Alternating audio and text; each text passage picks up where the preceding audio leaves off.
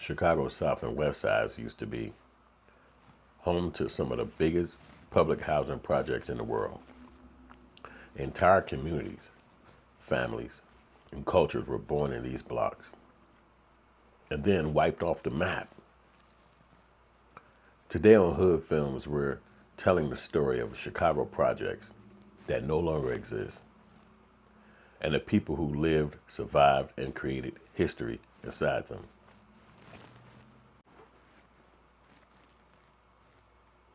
Cabrini Green. Let's start with this one, the most famous one.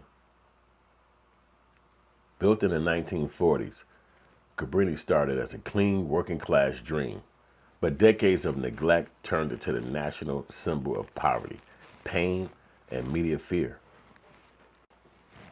But the real story, Cabrini was a community full of families, love, block parties, and legends who grew up right here. When the redevelopment wave hit in Chicago, Cabrini was the first to go. Towers came down between 1995 and 2011. Today, if you walk through the area, it looks like a whole different world. Luxury condos where black families once fought just to be heard. Towards the end of the 70s, Cabrini Green had gained a national reputation for violence and decay. This was due in part to its location between two of Chicago's wealthiest neighborhoods, the Gold Coast and Lincoln Park. These wealthy neighbors only saw violence without seeing the cause, destruction, without seeing community. Fast forward nearly a quarter century and the dilapidated high rises are gone, replaced with a well-groomed, freshly landscaped new neighborhood that includes an Apple store, a swanky riverwalk lined with boats, and more than 3,500 mixed-income apartments, most of which the original Cabrini Green tenants could never afford. The total price tag to taxpayers now has more than doubled to $2 billion on a plan, more than a decade behind schedule. That has transformed a black neighborhood to a predominantly white one. By the time it's done, taxpayers will have spent more than $500,000 for each of the more than 3,500 Cabrini Green families the city kicked out. Robert Taylor Homes. The Robert Taylor Homes, the largest public housing project in the United States, 28 buildings, 16 stories each, almost 30,000 residents at its peak. This stretch of State Street was its own universe. Music came out of here, culture, style, a version of Chicago the world didn't understand. But like so many others, Robert Taylor suffered from political neglect, underfunding, and heavy policing. Demolitions began in 1998 and ended in 2007. Today, nothing but open land, like they erased the whole city inside the city. Robert Taylor homes were completed in 1962 and named after Robert Roshan Taylor, 1899 to 1957, an African-American activist and member of the Chicago Housing Authority, Chicago Board. Like other high-rise public housing developments in Chicago, such as Cabrini Green, Robert Taylor Homes was subject to municipal disinvestment, which led to widespread poverty, infrastructure neglect, illegal drug activity, and violence. In 1993, a decision was made to replace the Robert Taylor Homes with a mixed income community consisting of low-density buildings.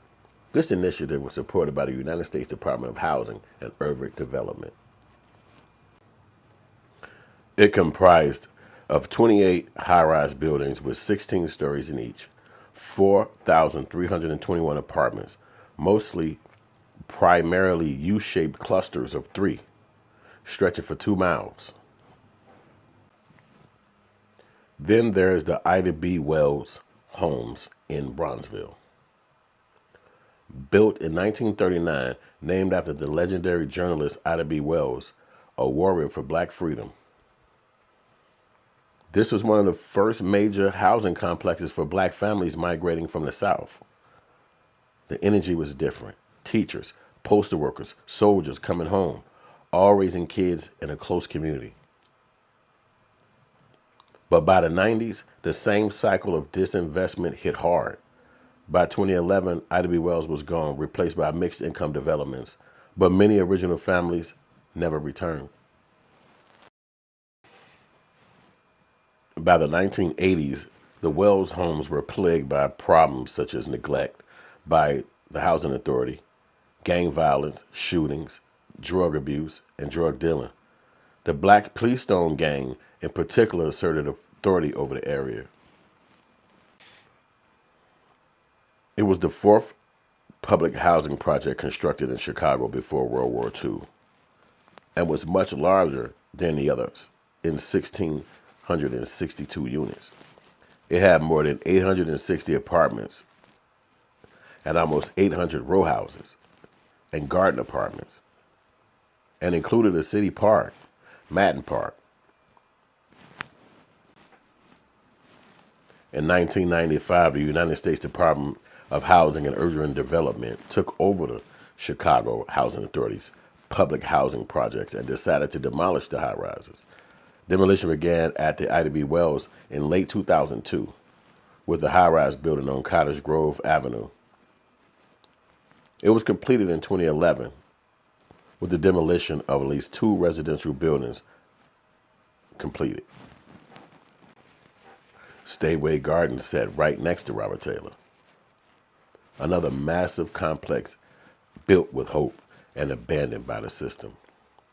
When the CHA planned the transformation came through, Stateway didn't stand a chance. The demolitions were quick.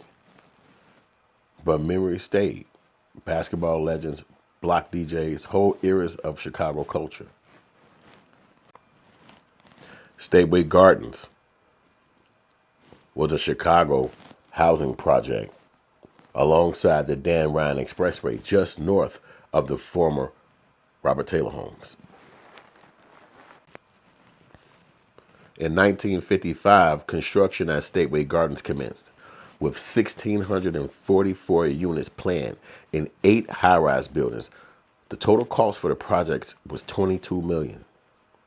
3 years later, construction was complete on approximately 3,000 people moved in. In 1996, demolition of Cabrini Green began. This marked the start of what eventually became known as the Chicago Housing Authority Plan for Transformation. In October 2006, families living in the last remaining buildings were scheduled to leave. The building was finally demolished in 2007, making way for phase 1 of mixed income development at Park Boulevard.